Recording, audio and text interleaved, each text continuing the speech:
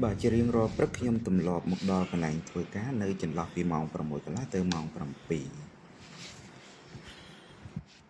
hai vậy để nhom tụm lọp vừa một kế cứ ba thủy đọp móp trong cà phê một cái những chi game hộp cà phê tay một cái thì không mỗi ngày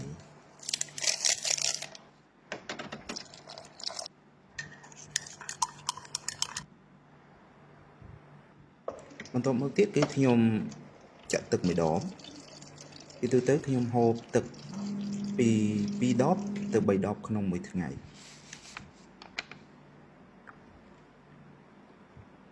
hai vậy để nhom tụm lọp vừa chỉ chăm bạch mùi tiền nút cứ ca an sự phớยังหอยนะไอบานปรำตุ่มปอเรียงรอปรึกปัจจุบันนี้ខ្ញុំកំពុងអានសៀវភៅមួយនេះចំណងជើងគឺ The Mindset The Soul Psychology of Success by Carol Dweck បាទគាត់គឺជាអ្នកនិពន្ធស្រីសៀវភៅនេះមានកម្រាស់គួរសមដែរ300ទំព័រកម្រិតពាក្យពេចន៍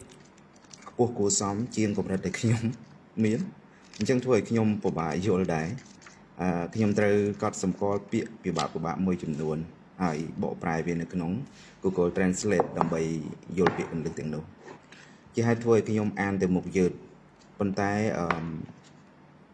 បាទខ្ញុំនៅតែព្យាយាមប្រហែលជាបានតែ4ទៅ5ទំព័រទេក្នុងរយៈពេលកន្លះម៉ោងតាមពិតទៅ